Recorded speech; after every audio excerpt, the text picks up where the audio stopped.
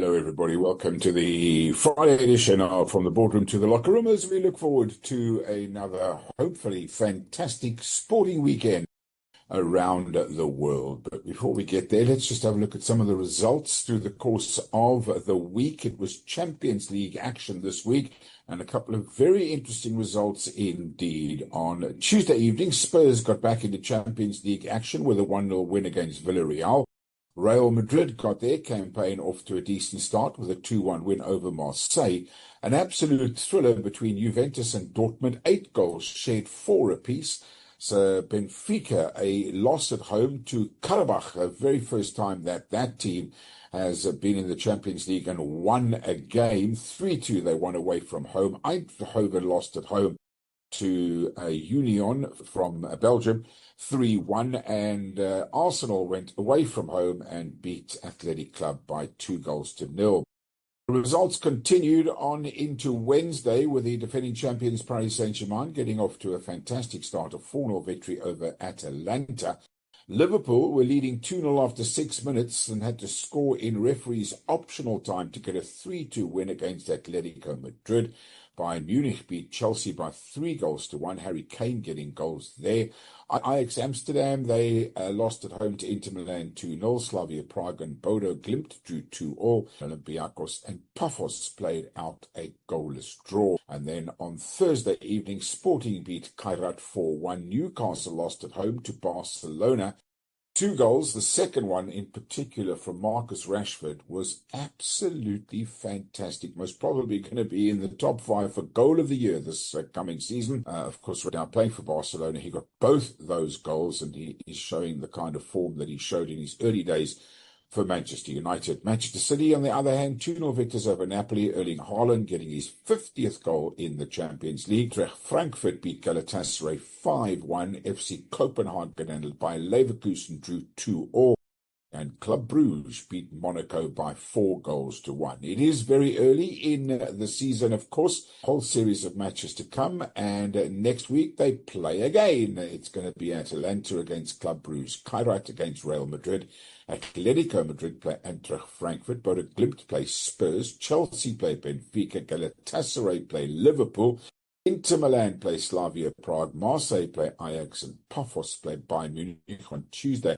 That Liverpool game in Turkey is going to be an interesting affair, to say the least. Karabakh, they come up against Copenhagen on Wednesday. Union play Newcastle. Arsenal play Olympiacos. Barcelona, Paris Saint-Germain. Can you believe such a massive game in just the second week of the Champions League? Leverkusen play PSV Eindhoven. Dortmund play Athletic Club. Monaco play Manchester City. Napoli play Sporting, while Villarreal take on Juventus. Those are all the matches. The next round of fixtures on the 21st of October. More football coming up later on in the program, but right now let's have a look at the cricketing fixtures for the weekend. The game between India A and Australia A will continue on into the weekend. It's been a very high-scoring game, that one, with Australia A. Sam Constas, who of course has been in and out of the Australian Test side. Well, he got 109. Campbell Kellaway got 88. Cooper Connolly got 70, Liam Scott 81, and Joshua Phillip 123, and they put on a huge total of 532 for 6, and then declared their innings closed. India A, on the other hand, have gone along rather nicely, thanks to 150 from Devdutt Padikkal and 140 from Dhruv Jurel. No names that we recognize, to be perfectly honest, except, of course, for Shreyas Iyer, the one-day international specialist, who got 8 in the innings, 520 for 7. That game definitely heading towards a draw. Now, there are other games coming up over the course of the next few days. Pakistan play the South African women in the second one-day international, while Ireland play England in a T20 international, and India play Oman in the Asia Cup. Tomorrow sees India against Australia for the third one-day international. That's women. And Sri Lanka against Bangladesh in the Asia Cup, while on Sunday there's a one-day international between the Australia and Indian under-19s, the third T20 international between Ireland and England, And of course, then the Super 4 matches in the Asia Cup will continue on. While on Monday, the Pakistani women and the South African women play their third one-day international. This, of course, is a build-up to the ICC Women's World Cup that starts next Thursday, the 25th of September. As far as those matches are concerned, then there's a whole lot of warm-up matches then, and then, of course, into the tournament proper. So lots of good action there. And then, of course, next week as well, we're on to Cricket South Africa's four-day series from next Thursday, where Boland play the Titans, the Dragons play the Tuskers, the Warriors play Western Province, and the Storm play the Impalas, while on Friday next week, there's more cricketing action as well. So lots and lots of cricket action to come over the next couple of weeks. And then, of course, the Women's World Cup gets underway at the end of the month as well. So golf action goes on this weekend, where the Sunbet Challenge, hosted by Sun Sabia, continues on the Sunshine Tour at the Umhlali Country Club. The South Africans been given an opportunity in the Sunshine Tour to put some money and points on the bag. Marcus Armitage goes into the Phoenix Open as the leader. That tournament, Jens Dantorp and Julian Gourier are at the top of the leaderboard there as well. For third and fourth rounds will be completed over the weekend. This, of course, is the very last tournament before they all get together, the Europeans and the Americans, and they get, of course, together for the Ryder Cup at Bethpage Black starting on Friday, the opening ceremony on Thursday, and we will, through the course of next week, listen out for our preview of the Ryder Cup with our former Order of Merit, European Order of Merit, and golf correspondent Dale Hayes will be joining us to chat about the Ryder Cup in from the boardroom to the locker room. Now, talking about Europe and America, well, it's not quite Europe and America. It's Europe against the rest of the world, as world number one Carlos Alcaraz returns to the tennis courts after his US Open triumph later on today. He headlines Team Europe side aiming to retain the Laver Cup title. It's in America, so it'll be starting in an hour or two's time. It is a global tennis showpiece with changes at the Chase Arena, the home of the NBA Golden State Warriors.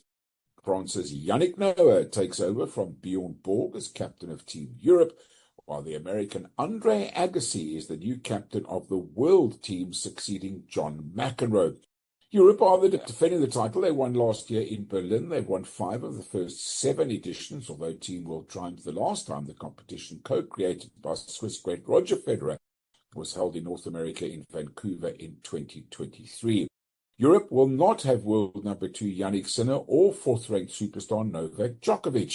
Noah captains a strong lineup that will feature world number 3 Alexander Zverev of Germany, Denmark's Holger Rune, Norway's Kasper Ruud, Czech Jakub Mensik, and Italian Flavio Cobolli. The Miami Masters champion Mensik is riding a high after helping the Czech Republic defeat the United States to book a spot in the Davis Cup finals.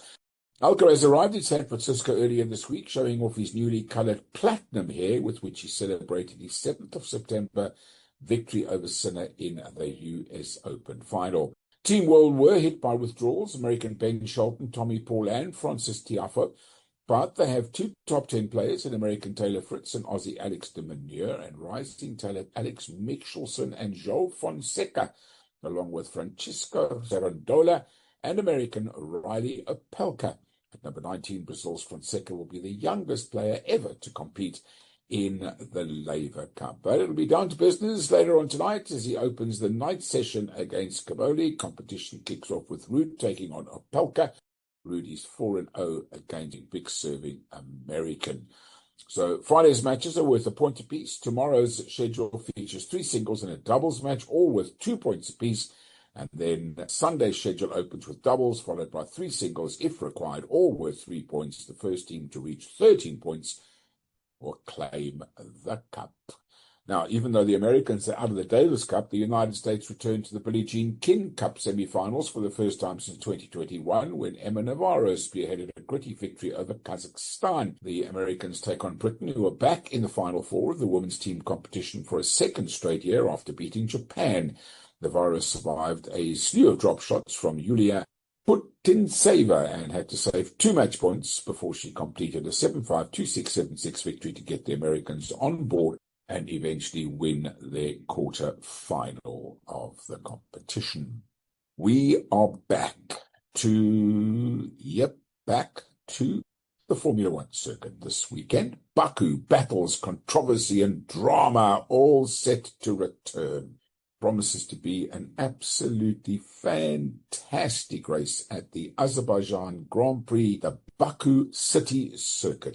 It is full of thrills, spills, drama, and action, as it has been for many, many, many years now. And it is a very, very fast racing circuit. It is a very entertaining racing circuit. And perhaps Lewis Hamilton might even get onto the podium. He remains optimistic. He can claim a maiden podium in Ferrari this year. Speaking ahead of the Azerbaijan Grand Prix, the 7-time champion stressed that a win was unlikely, but that a top 3 finish was realistic in one of the final 8 races of the season. Hamilton has never gone through a complete season without a podium finish, faced mounting criticism of his declining form, including a warning from former Formula One ringmaster Bernie Ecclestone to retire before he is forgotten. A win would be a far-fetched result, considering he's been 6th, 7th, and 8th for most of the season, but he'd love to get onto the podium as his teammate Charles Leclerc has got onto the podium 5 times. Like Hamilton, Leclerc has also endured a disappointing season with Ferrari, but he heads into the weekend's contest seeking a 5th consecutive Baku pole. Now, Oscar Piastri has said that McLaren had clarified a lot of things about team orders following the decision to ask him to give up second place to teammate and title rival Lando Norris at the Italian Grand Prix. 24-year-old series leader is seeking to become Australia's first world champion since Alan Jones in 1980 had challenged the team's decision during the Monster race. He was speaking ahead of this weekend's Grand Prix and said there have been good discussions and the team were now very aligned on how to progress in the remaining 8 races this season. He said, obviously it was a highly talked about moment, but we've had a lot of discussion and clarified a lot of things. He knows where they're going. He knows how they're going to race forward, which is the most important thing. He refused to go into details or reveal what the team had discussed in particular. A lot of that is to stay for us, because ultimately if we give up that information, then we become very easy targets to pick off, because everyone knows what they are going to do. Piastri leads Norris by 31 points with 8 races to go, while McLaren head Ferrari by 337 points, and McLaren has 617, Ferrari 280. So let's see what happens this week. Then McLaren need to outscore Ferrari by 9 points to wrap up the team crown with 7 races to spare, while not being outscored by either Mercedes or Red Bull. If they succeed, it'll be the earliest the title has been confirmed in a single season. So absolutely brilliant. Now, Carlos Sainz has called for permanent race stewards in Formula One following his successful appeal against the penalty he received after a collision at the Dutch Grand Prix. The Williams driver protested immediately after his collision with Alpine's Liam Lawson at the end of August. Williams submitted additional evidence and the Zandvoort stewards changed their decision and cancelled the penalty. Under the present system, stewards are appointed by the International Motoring Federation on a race-by-race basis, with a lineup changing regularly, leading to claims of inconsistency. Sainz said 2 of the 3 stewards should be fixed for every race of the season. Formula One and the FE that's the way forward, where at least 2 of the 3 stewards are permanent, and we have a rotational one for teaching purposes. For sporting fairness purposes, 2 permanent. We shouldn't care about who pays, because there's enough money in the sport. Of that, he's not blind. He added the Zandvoort decision was a positive step and was a good sign for the future. He's not saying every case and scenario should be the same, but cases like that were pretty obvious, and there have been times in the past where he'd like to have done this, but the team just said, look, we won't get anywhere because it has to be new and relevant. So that's the other news out of Formula One. Lastly, Formula One's laggard Alpine team are expected to reap the rewards next season after putting all their efforts into next year's car, according to the Renault-owned team's French driver Pierre Gasly. Alpine are last in the constructor standings, 24 points adrift of 9th-placed Haas with 8 of the 24 rounds remaining. Gasly, who has scored all the team's points, told reporters ahead of this weekend's Grand Prix he had committed his future long-term to the team because he knew that was in the pipeline. So there you go. He is there. Formula One will have new engines next year, with Alpine switching from Renault to Mercedes power, and of course a fresh set of regulations. Alpine have yet to decide on their second driver for next year, with Argentinian rookie Franco Colapinto currently Gasly's teammate after replacing Australian Jack Doohan. The team won titles as Benetton and Renault in the 1990s and early 2000s, with Italian Flavio Briatore then and now back at the helm of the racing team. So what else can we expect from this weekend? Rugby. Yep, it is rugby, and lots of it too. Let's have a look, shall we, at the fixtures for the weekend, and as we go through them, we will talk about them. So, the Women's Rugby World Cup tonight. It is the semi-final, New Zealand against Canada.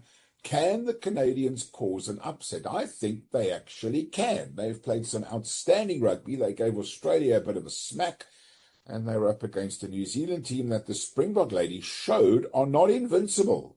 Getting into half-time at 10-all, losing it in the first 10 minutes of the second half, let's be perfectly honest, but a fantastic performance by the Canadians against Australia could perhaps cause an upset on the Black Ferns, who, of course, are undoubtedly the favourites for the competition, along with England, who play in the second semi-final tomorrow afternoon against France. I think the English will be too strong for France, but you never know. It could be a France-Canada Women's Rugby World Cup final, almost probably, as the pundits have been predicting, New Zealand against England. But New Zealand will have to lift their game, as will the English against the French in that match tomorrow. Now, those are two semi-finals. There's also a big final this weekend. It's the Lions against the Griquas at Ellis Park. And please, if you're in the vicinity, give this competition the credit it deserves and go and watch, please, not just a policeman, 3 Alsatians and a couple of ice cream sellers with their ice cream melting because nobody's buying it. We need to have support for our Currie Cup teams. We really, really do. It is the final of the oldest and grandest competition in world rugby. The Currie Cup takes place tomorrow afternoon when the Lions take on the Griquas. We, of course, spoke to the Griquas ahead of the season. They were upbeat about their chances, and they're in the final. You never know what can happen in a final. The Lions have gone through this competition with the United Rugby Championship players in the side. The Griquas, of course, have got limited resources compared to the size of the Lions, but we've seen shocks before in Currie Cup finals, and good luck to both teams for tomorrow's action. And while we're talking about rugby, next weekend, from Friday, we're back to the United Rugby Championship, and the Stormers take on Leinster at the Cape Town Stadium at 7 o'clock. Ulster play the Dragons on Friday, and the Warriors take on the Sharks in Glasgow. And then on Saturday, of course, the big clash between New Zealand and Australia in the Bledisloe Cup, followed by the Springboks against Argentina that afternoon at Kings Park in Durban. So big matches. And of course, the Rugby World Cup playoffs for 3rd and 4th, and the Rugby World Cup final next Saturday afternoon. As far as United Rugby Championship action is concerned, next week, the Bulls play Ospreys, Zebras play Edinburgh, Llanelli play Munster, Connaught play Benetton, Cardiff play the Lions. And so it goes on. Rugby season is now 12 months of the year. Let's move on to football, shall we? And in the Betway Premier League in South Africa, the fixtures for the weekend see Magesi play Siwelele, Sekhukhune United play Golden Arrows, 5:30 kickoffs for Stellenbosch against Richards Bay, 8 o'clock Sundowns against Durban City, and Orbit College against Maruma Gallants. And then on Sunday, Polokwane City play Chipper United. Those matches, of course, in the Betway Premier League. The table looks like this. Sekhukhune United top the table and have a game in hand over Mamelodi Sundowns. They have 16 points from their 6 games. Sundowns 15 points from their 7 games. And Kaizer Chiefs, who were beaten in midweek, 13 points from their 6 games. Bottom of the table, Orbit Magesi, Chipper United, and Stellenbosch FC. just cannot get off the bottom of the table. Orbit College, of course, the new team into the league. Stellenbosch FC were flying high in the league last season, that is. This season, they're not doing so well at all. It's not very good as far as they are concerned.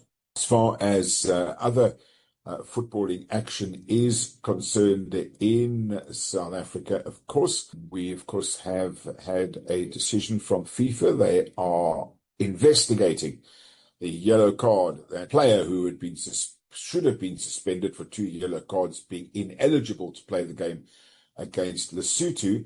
And SAFA's chief executive, Lydia Monyapo, has said she's confident the FIFA investigation into the Tebogo Mokoena matter will not hurt Bafana's World Cup dreams. Is she living in another world? Of course it will affect if the FIFA decide to give Lesotho the match, award them 3 goals, take South Africa's goals against Lesotho away, and the 3 points. South Africa dropped to 2nd position in the group, and that would be no qualification for the World Cup. As far as she's concerned, we need not worry. Well, I don't know what they're going to do about this, because if FIFA are investigating, it means that they believe that they have a case. FIFA did take more than 6 months, though, to address the matter, much to the frustration of the competitors in Group C. We shall see what happens there. If South Africa are eliminated from the World Cup because of a SAFA blunder, well, they should fire the whole lot anyway. I mean, let's not even wait for this decision. They should just fire them full stop, get rid of the whole lot. They're all useless. Let's be perfectly honest. I mean, they are just absolutely useless. There's no money in the game. They can't pay salaries to each other because they're obviously earning massive amounts of money. And it's just totally unacceptable what's going on in South African football. And we just accept it. Yeah, we just go on. We just accept it. We could lose out to qualification for the World Cup because of a blunder like that. Unbelievable. Unbelievable. Okay. Before I get myself into any trouble, remember, these are my own views, so you've got your views. We've all got our views. Right, let's move along, shall we? And this weekend, there is a couple of football matches that are rather tasty, to actually say the least. The first one, which gets underway tomorrow as the opening game of the Premier League season, is the Merseyside derby between Everton and Liverpool. A historical derby that is the oldest derby in the history of football, English football. They have played each other many, many times before. To be perfectly honest with you, it's a match that everybody wants to see, whether you are a fan or not. Everton have won it 59 times, Liverpool 85 times. Believe it or not, there have been 70 draws. That's quite incredible. 85 losses, 59 losses, 239 goals scored by Everton, 298 goals scored by Liverpool. It is, as I say, the oldest derby match in the history of football. It is one of those that divides the teams, divides families. It just divides everybody, to be perfectly honest with you. It was played for the very first time on the 13th of October, 1894. It has been continuously played since 1962-63. Part of the rivalry is due to the closest proximity of the two clubs' home grounds being less than a mile apart, 1.6 kilometers apart, and they can actually see each other across Stanley Park.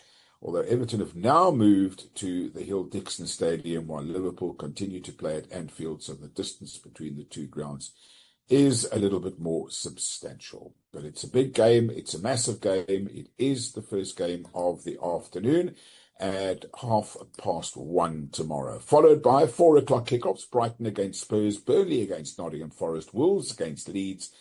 6:30, Manchester United against Chelsea. Big game that too. And then 9 o'clock, Fulham against Brentford. The weekend isn't over there. Bournemouth play Newcastle at 3. Sunderland play Aston Villa also at 3. And then the last game of the weekend. Some might say the first and last games of the weekend are the two biggest games. Certainly as far as the top of the table is concerned, they will be when Arsenal entertain Manchester City at the Emirates Stadium in London. Big game that. Top of the table, well, Liverpool's still there, the only team with a complete record. They keep winning in referees' optional time. We should start calling it Liverpool time, not Fergie time like it used to be. 4 matches played, 4 wins, 12 points in the bag. Arsenal have 9, Spurs have 9, Bournemouth 9, Chelsea 8, Everton 7, Sunderland 7, and Man City in 8th place. But a win for them and other results going in their favour, they could go from 8th to 2nd. So a lot can happen this weekend.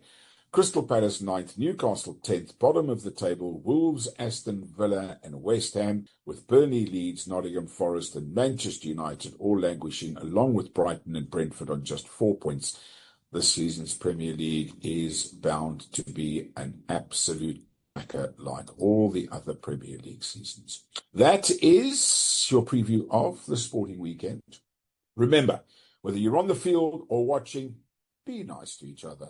Until next time, bye for now.